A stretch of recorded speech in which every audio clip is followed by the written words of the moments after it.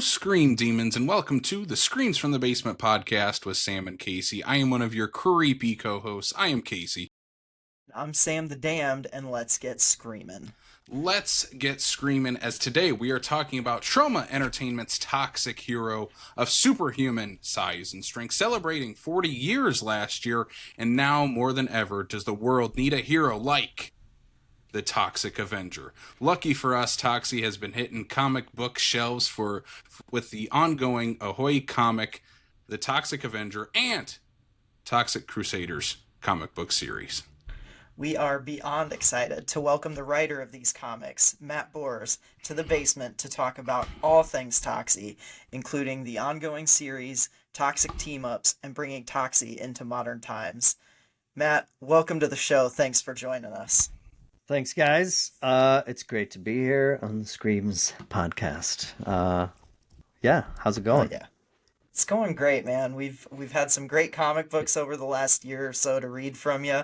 Um, Toxic Avenger. What is your history with this property, with this movie and series, and how did you get into writing comics for this?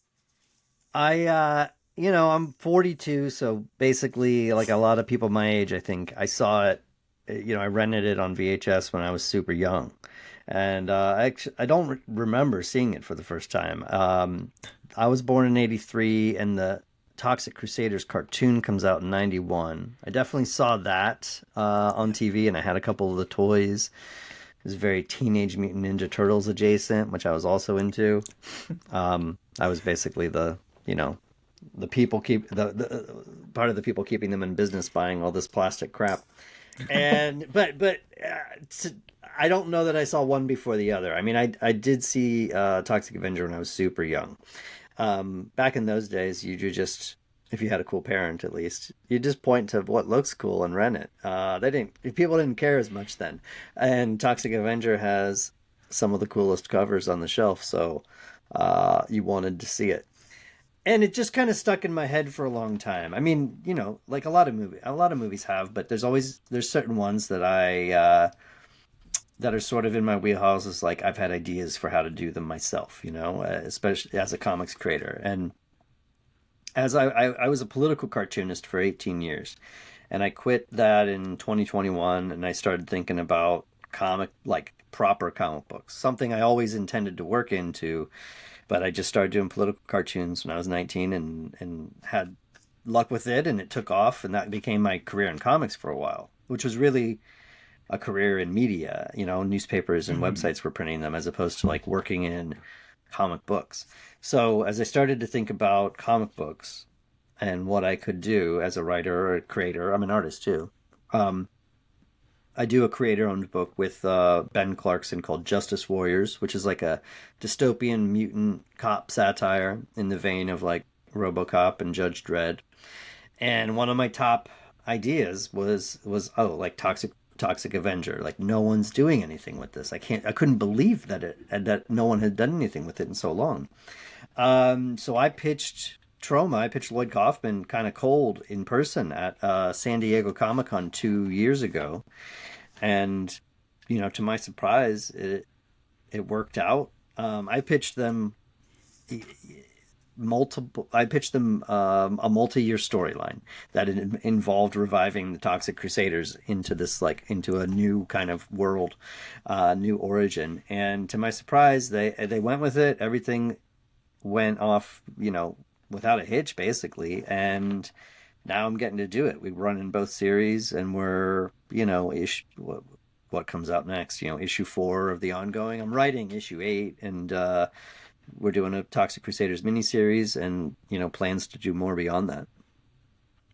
Hell yeah. Yeah, what I'm loving right now, and I want to get your take on this, Matt, is like this almost toxic renaissance that Yeah. we've seen in the last like 2 years, like since the Toxic Avenger celebrated its 40th. We've obviously gotten the new movie with Peter Dinklage, the ongoing series. Crusaders is getting a video game. Yeah. Part 1 and 2 are getting like the Mr. Melvin cut together. So like there's so much talk about the Toxic Avenger right now. Why do you think that is? I can only speculate just based on my experience that, I bet Macon Blair, who made the new movie, was someone like me. I think might be around my age. I'm not sure, but somebody who grew up with the Toxic Avenger, it made an impression, and you're just like, oh, I've got an idea for it, right? And he used his clout in Hollywood to sell his next project, and he was like, I want to do a Toxic Avenger remake. I mean, I don't know if that was smart thing financially, but I think it was a smart thing. I'm not saying it wasn't. I don't know what it makes. Yeah. But you know what I mean? Yeah. It's like, creatively, I mean, he could have probably done a lot of things, but I think he did it because he wanted to do it, which is similar to, how I came to the comic. Is I was like, I want to break into comics writing, and I want to do creator-owned stuff, but I also want to do, licensed comics, or I would write for Marvel or DC. I've never done that. I have ideas for that stuff, but they're not going to start out putting me on Batman, right? So I was like thinking about what's in my wheelhouse. What do I have ideas for? Toxic Avenger was top of the pile. And then there's the video game you mentioned. We are kind of in this, we're not just in a Toxie renaissance, we're in this like peak nostalgia period for millennials who have, I guess, disposable income to buy this stuff that they grew up with. So I mean, I think buy that's useless plastic, like you said, of the Toxic Crusaders. Like, yeah, I'm one of those people. Yeah, I'm not a toy guy, but I find it funny that it's like, now if you look up, if you're like, oh yeah, I want to own whatever, this toy that I owned when I was a kid. Now they have like new $60 versions of those toys that are like higher end, for everybody to rebuy them. So it's a bit of it's a market, but also, I'm creatively, I'm being allowed to kind of do what I want on Toxic Avenger and have fun with it. And I think the same is can be said of the new movie, which you cannot say of all licensed stuff. A lot of licensed stuff is about like producing slop, frankly, like super on model stuff that's like, I mean, there's some stuff that's like, from 80s cartoons or whatever, and it looks like it, and it doesn't stray from like the original formula or the original look, as opposed to what I'm trying to do and what actually, makes good comics, whether they're from previously existing IP or not, which is getting a new creator on it with like creating a fresh version of it, which is what I wanted to do. I didn't have an interest in like, if it, I didn't pitch Toxic Crusaders and we just do it like the cartoon and the art style looks like the cartoon.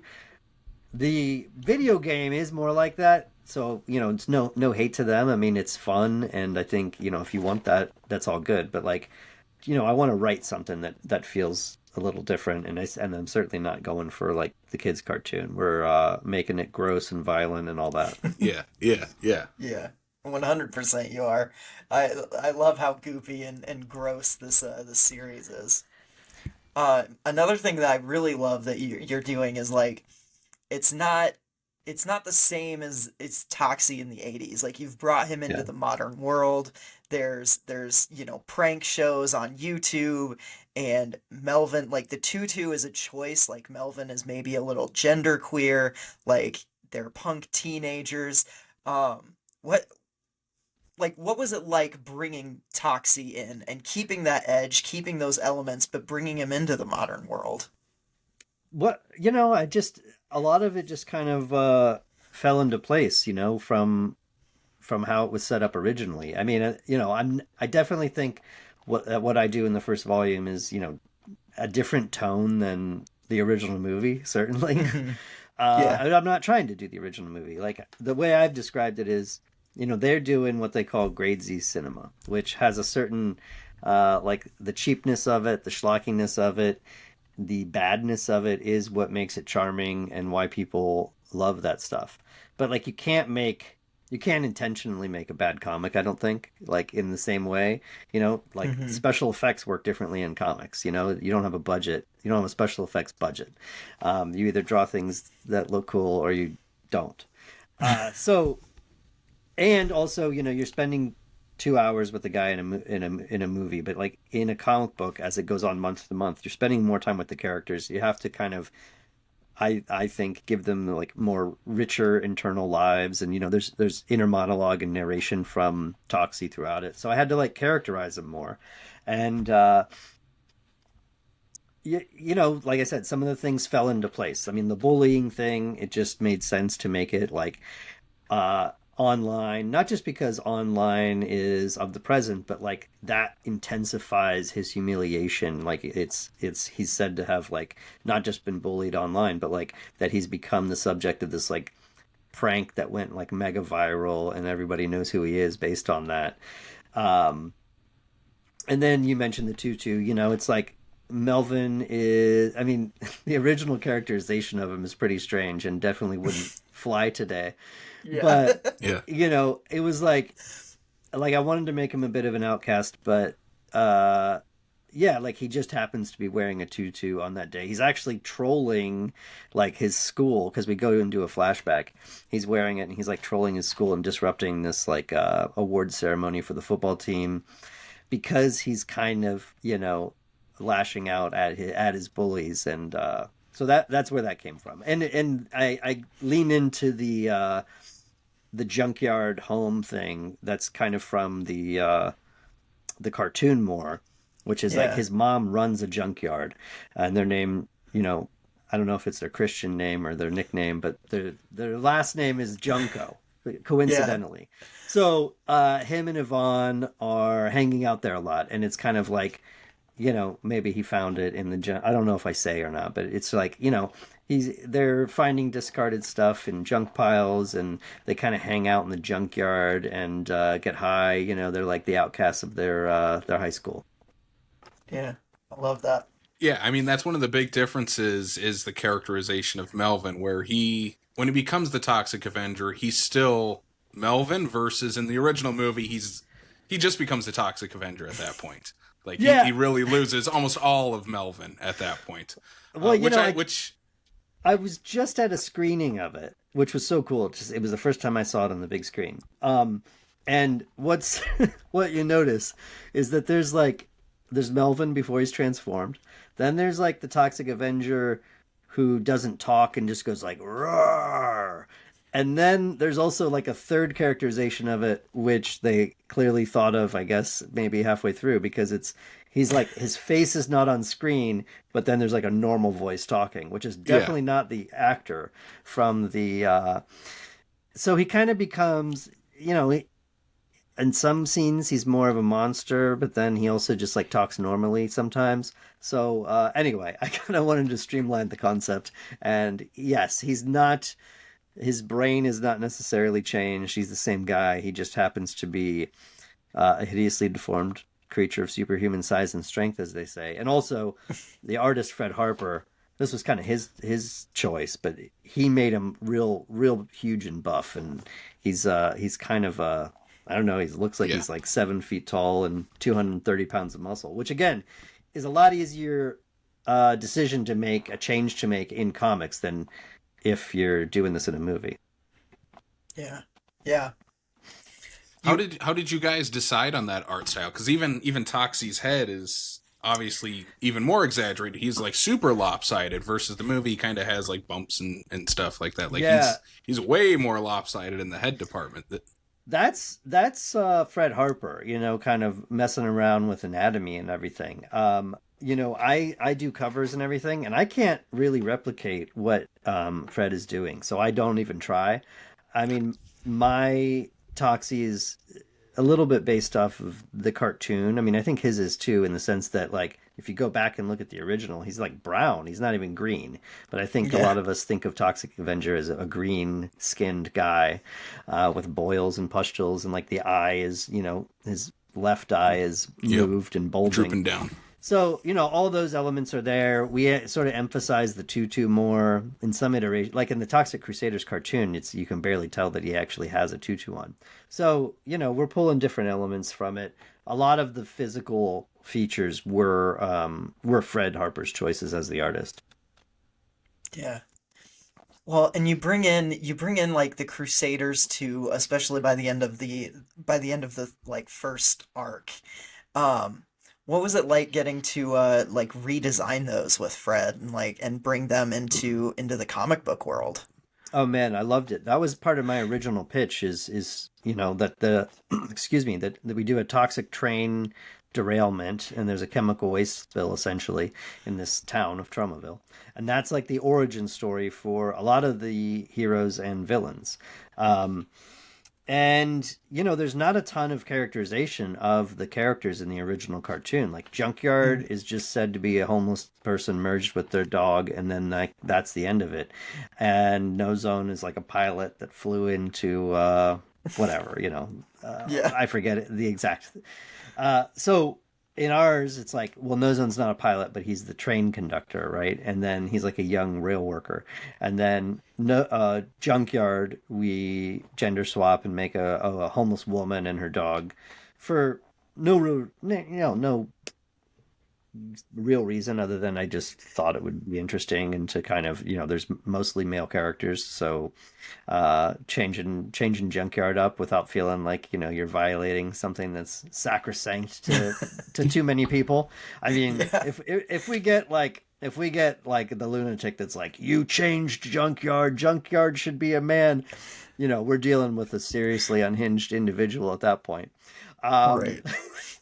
but I did try to like make the origin stories for them a little meaty. I mean, you haven't read this yet because we've only had one issue of Toxic Crusaders out, but we're going back and we're doing origins and sort of focusing on each and every character so you get a sense of who they are. So the first issue, it's mostly No Zone. And then the second issue is going to be Major Disaster. We do see his origin in the first volume, but there's going to be more from Major Disaster. The third issue is Junkyard, who, we barely have heard from yet. I mean, in the original volume, she's just kind of like there and she doesn't have like an on-page speaking role.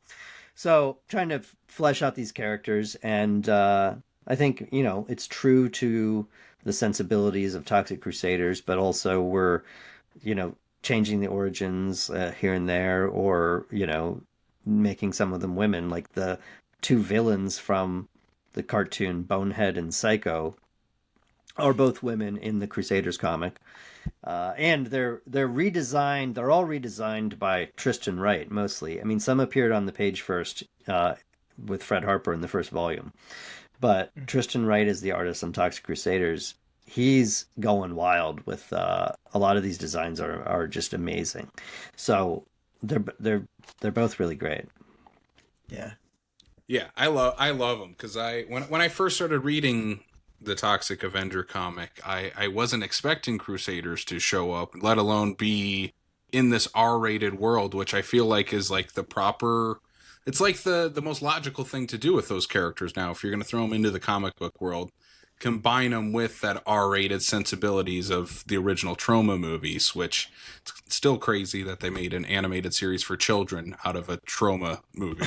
Yeah, I know. I mean, that was, from an era where they were doing that with a lot of R-rated stuff. With I mean, everything, yeah. I remember when Yeah. I was a kid, I had the RoboCop, what's that? The RCP something, the big guy, I forget what his name was, but the big guy with the huge guns and Oh yeah. Yeah. he had caps that went into him. Uh-huh. And They made like Rambo toys for kids and a Rambo Yeah. cartoon. And oh yeah, I had that. I mean, Terminator. Yeah. They did Swamp Thing. Yeah. It was a beautiful time. Beautiful time It was. to buy and to move plastic. Yeah. Well, now you're bringing us back to that time and making it actually for adults this time. And you also introduce you get to introduce a brand new character. You have Fun Girl Yes. introduced into the series. Can you tell us a little bit about that character and like creating a brand new Crusader to join the crew? Yeah. So my pitch includes new characters in almost every issue. I mean, we're really going hard on new characters, especially after the first volume and we get it going. So Fun Girl is the major one. She's a new Crusader. So her deal is she's a fungus-based mutant. And she's got kind of like Major Disaster, really kind of what I view as like a wider power set than the other Crusaders. You know, Junkyard's a dog with claws and teeth. She's tough, but like nothing crazy, very straightforward.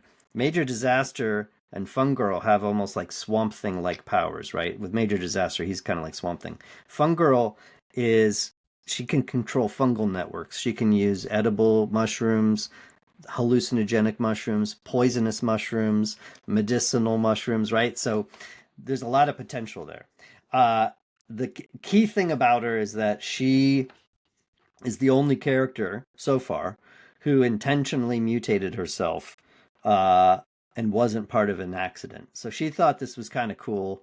She's her on page origin isn't too long, but she's depicted as I would say a fairly strange girl who's obsessed with her fungus mushroom collection, and she wants to like be part of them. She views herself as I would say post-human. You know, she wasn't too attached to being a teen, a girl, and wanted to sort of meld herself with these her mushroom collection, and so she's Fun Girl. And I love writing her, and I hope that she's a breakout character in this series. And then we got like new villains and new characters in almost every issue. Yeah. I'm loving her so far. Like she feels like if Egon Spangler turned into a superhero. Like that's exactly good. what I'm feeling with her, and I'm loving the introduction. Excellent. Yes. You know, and then there's Sentiac, the robot we introduced, and I don't know, I don't want to spoil anything, but we have other surprises coming. If you've seen, you know, and this won't spoil much, I don't think. If you know, because people have been asking if Headbanger is coming back, which is like the double-headed Crusader, and he didn't debut on the team. But if you're paying attention and you know your lore, there is a character that's with the villain Mr. K that's sort of seems pressed into service by him, named Dr. Bender, and he's one half of Headbanger. So the scientist is there. He is doing experiments on people. He's helping to create new villains, and perhaps he might fall into a vat of it at some point, and we'll see. Awesome. Yeah, you can't give us all of them at once. We gotta wait. Well, there are too many. Build it. Yeah. I mean, I even think it's why I'm focusing on like one Crusader an issue. It's not like a solo story, but it's just sort of you know, focuses on their backstory and orients around them. Because with the team book, you got so much going on. We got 5 Crusaders, we got 3 villains in that book, you know. So there's a lot of people to focus on. Plus, I'm introducing new villains each issue. So, for instance, in the 3rd issue with Junkyard, I'll say here, first time I guess that I'm mentioning it, but we got three villain mutants that are cops that I call the 3 little pigs, and they get. They get mutated and end up in a fight with the Toxic Crusaders, and the designs for these cops by Tristan Wright are incredible. It's too bad. I mean, they got to make toys out of all these characters. Yeah, That's awesome. You know, one of the best parts too about comics is like you can do crossover events and team ups and things, and you've done a few team ups already, including Jesus, the Jersey Devil. Is there anyone you would like to see Toxie team up with that you haven't been able to write yet? Not that I haven't been able to write. Maybe. Hold on. 2-part question. First, I got to just plug the fact that I'm getting to write him and my own characters in a crossover. So, you know, I don't know when this is coming out, but October 29th, Toxie Team Up 5 comes out. That's Toxic Avenger and Justice Warriors, which is my creator-owned comic. So that's like, you know, a violent mutant satire comic that takes place in a future dystopia. So it's very much in line with it. And Toxie ends up in Bubble City, which is the futuristic city of our comic. And Swamp and shit are cops, and they pick him up for illegal time migration. And, you know, it goes from there. It's it's fun. Anyway, but as far as like who, I don't know. I mean, I think a Toxic Avenger crossover with a lot of characters could be fun. As long as I get to write it, you know. Yeah. There's a ton of mainstream characters I could see doing. I mean, even like Marvel and DC stuff would be funny. I'll tell you one. I just thought of it. There was in my like research about all this stuff going to be a Toxic Avenger RoboCop crossover in the Marvel days because in the early 90s Marvel published a ton of licensed comics and they published Yeah. RoboCop and Toxic Avenger at the same time. And there was about to be a crossover, but the books got canceled and all that. So RoboCop is certainly in my wheelhouse. I have deep affection for it. A Toxic Avenger RoboCop crossover would be excellent. Although we're getting a little bit of that in the Justice Warriors thing because it's, him versus cops. And, there's a misunderstanding and then they team up. So, as these things go. Yeah. Yeah. I'm so excited for that one. That one's going to be a blast. Cause yeah, all these, I mean, everything you've been doing with this series, I've just been, like I told you before we started, it's my favorite ongoing comic book series. I love it. Toxie is like one of my favorite characters, and to finally see him in a full-blown continuing issue run of the Toxic Avenger is awesome. But I appreciate that, because I am trying to do a cohesive, coherent run with, a beginning, middle, and end. The comics industry being what it is, we'll see if I get there. But so far, like Troma and my publisher Ahoy have been, real supportive, and I have a whole roadmap, and so far it looks like I might actually get to do it to the end of it. Awesome. Well, I'm going to ask a kind of follow up to something you mentioned earlier about needing action figures of all the new characters, because we have gotten like all the original Crusaders got their own like Playmates toys from the 90s. See if that'll pop up. Oh, there we go. You are getting trading cards, obviously, for the Crusaders. What other type of licensing have you guys been able to work out with these? Because I would love to see more from the comic book run of Toxie and Friends. Yeah, I mean, we haven't worked out anything is because Ahoy is really just a comic book publisher. I don't think they're set up to do merch and all that, but I would frankly love it. I don't know, I don't know what the demand is, but I would love for there to be toys of this stuff or whatever the case. But that's kind of beyond, my capacity or Ahoy's thing. Like, we don't make toys. I don't know, if another company wants to step in and talk to Troma about that, they should, because I would love to see stuff like that happen. Lloyd, there's money on the table. Come on. Yeah, well, I mean, God, I would, I don't know. I was trying to think of, they have these, I want to see like, those like Mad Balls heads. I don't know, before your guys' time, probably. These little like squishy, gross heads. I would love to see that. I've seen those of Toxic Crusaders before, but yeah, I would love to see the new versions. I would love to see the new versions of the Crusaders. I don't know, in anything, man. Make a movie. They were gonna do, make it a sequel to the new movie and do the Crusaders. Oh my God, I would love that. You also, so you do some of the variant covers, right? Like and some of them are my favorites. Like I have a couple of your variant covers, and I just love it. Have you ever considered doing the art for a full issue before, or is that not something that you're? I would love it, but and maybe if I really wanted to, I could push for that. But it's hard. It's hard with time because I'm writing 2 Toxic books and Justice Warrior stuff, and then doing like illustrations here and there and covers and everything. So that's pretty much full time. I work.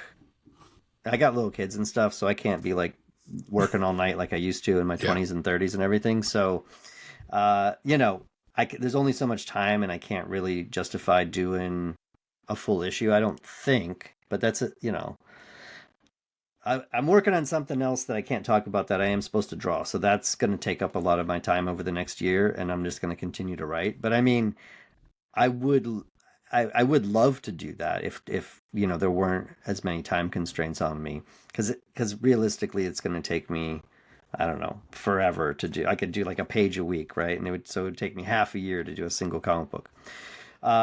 Depends on how long we go on Toxie. I mean, if I would love to do that, but I'm content to just work with the artists I have because Tristan Wright and Fred Harper are killing it, and they're frankly better than me. So I have no complaints about how the books are turning out. The artwork is amazing from both artists, and Yeah. fantastic.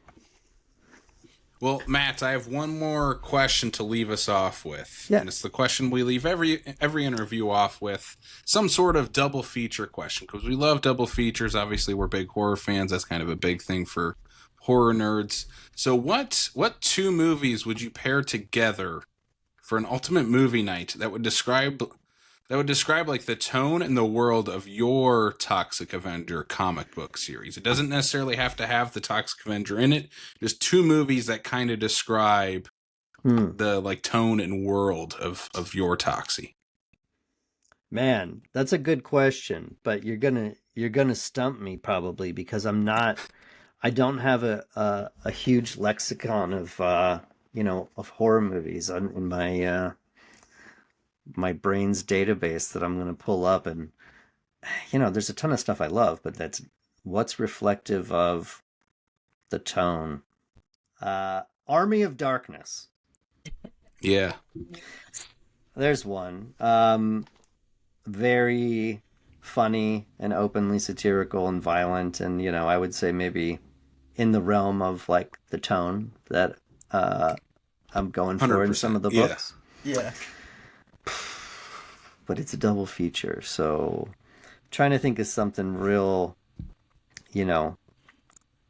mutant heavy and like this, like what we're doing in Toxic Crusaders, which is almost like which is gross and sloppy and God, I don't know. I'm terrible at this. You're stumping me like I'm an idiot. I should just. No, I'll throw out another one there because it's another team up I want to see in comic book form from Toxic Avenger. Toxic Avenger 4, Citizen Toxie, teams up with Sergeant Kabuki Man, so I would love to see Sergeant Kabuki Man show up at some point with Toxie in comic book I'll see form. if I can. I don't know if there's I have to get permission or something, but we'll see if we could do something with that. I will say it's not Citizen Toxie, but there is. I could have called the arc Citizen Toxie, but then I would be conflicting with. It's not related to the plot of that movie, but the next big arc that's coming in Toxic Avenger comics starts with issue 6 in like 2 months. I think it's late December, and it's called Toxie Goes to Washington. And it's going to be a 5-issue arc where he goes to Washington, D.C. to testify about the chemical spill, get assistance from the government, relief, environmental protection. And as you can imagine, things go smoothly. Our government is responsive, works democratically, and everything sort of resolves peacefully. I am sure that's exactly what's going to happen. Totally. Yeah. Yep. Yeah. Well, there's a lot of new villains, I'll say. And I wouldn't want to... Are any based on real life people? You know what? They're not explicitly, no. Okay. There's not like a Trump analog or anything like that. But there are both human and non-human characters who are, maybe don't have the nation's best interests at heart. And I will... one thing I guess I'll tease. Who cares, I guess, is we have some characters that will be introduced called Dr. Planet and the Planet Teens. So, not to be confused with Captain Planet and the Planeteers. Captain Planet, yeah. No. This is an environmental force, you might say, that's pro-environment that will be introduced. They're sort of, they're straight out of Washington. We'll put it that way. That's awesome. I love that. Yeah. I mean, it's Toxie. You gotta kind of, you gotta punch it. You gotta punch at the political stuff a little bit, right? Yeah. Oh yeah. Well, in this arc, we will punch at it maybe more than a little bit. Yeah. Love that. Yeah. That's awesome. Oh, well, Matt, thank you so much for joining Screams from the Basement, talking this awesome comic series. We are, even before we heard what you've been teasing, we were stoked for the rest of this, and now we're even more so. So, Excellent. yeah, I thanks for appreciate it. chatting. I love it. Thanks for the support and for having me on. Yeah, Yeah, absolutely. absolutely. Where can people find you, and what issues are going to be coming out? This will drop tomorrow as we're recording this. Okay, well then, upcoming October 29th is my biggest day in direct market comics, as they call them, in comic book shops ever, which is that on Wednesday, October 29th, we have Toxic Avenger Comics #4, which is the romance issue drawn by Erica Henderson. And then we have Toxie Team Up #5 with Justice Warriors. So, two Toxic Avenger comics on stands at the same time. That's great. And then after that, it's issue 5, the fantasy issue with Grim Wilkins, who did. We really go weird on this one. So yeah, just and then we're gonna keep pumping them out for as long as people will buy them. I got years of stories planned. Oh, yeah. Hell yeah, hell yeah! Keep them coming, because we'll keep on reading them. So, Yeah, I Matt, love it. thank you again for joining us. This has been great. Yeah, thanks guys.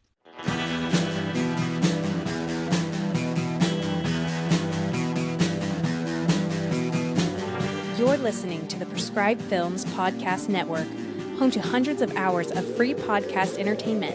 The shows on this network all have a common goal: providing you with the best discussions about movies and other forms of entertainment media. The PFPN hopes to fill your earholes with audio joy. Visit our website with links to all the other amazing shows at www.thepfpn.com. Thanks for listening.